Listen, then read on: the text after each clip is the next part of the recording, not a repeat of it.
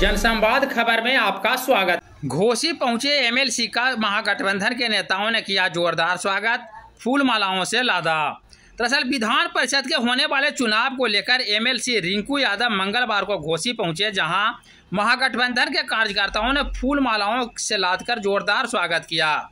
इस मौके पर पहुंचे यादव ने बताया कि वह चुनाव प्रचार को लेकर घोसी पहुंचे हैं ताकि एक एक वोट महागठबंधन समर्थित उम्मीदवारों को मिल सके। इस मौके पर क्या कुछ कहा, आइए सुनते हैं। अभी आप लोग इलाके में घूम रहे हैं, इसका पर्पस क्या है सर?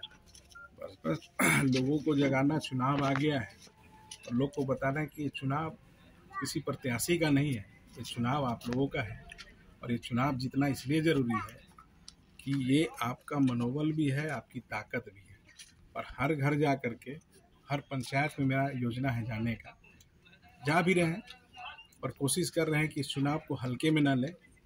इस चुनाव को हर हाल में अपने लिए ये जीतना है, इसलिए सबसे आग्रह कर रहे हैं। क्योंकि विगत करके और किसी सरकार को बदनाम करना, मैंने इससे दुख की बात और हो नहीं सकती है। और मेरे पास कोई शब्द नहीं है बोलने के लिए कि हम लोग कहाँ जा रहे हैं। इस सबके लिए चिंता का विषय है। ये नेता और एमएलए और एमएलसी और एमपी का नहीं है, ये चिंता हर एक व्यक्ति का होना चाहिए कि हम कहाँ जा रहे हैं। आज समझिए कौन लोग इस तरह से कर रहा है, ये आपका सब कुछ ले लेगा।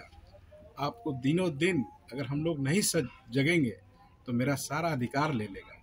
तो हम लोग अपने अधिकार की रक्षा के लिए निकले हैं, सबके अधिकार बचता रहे, लोकतंत्र बचता रहे, इसीलिए निकले। ठीक है।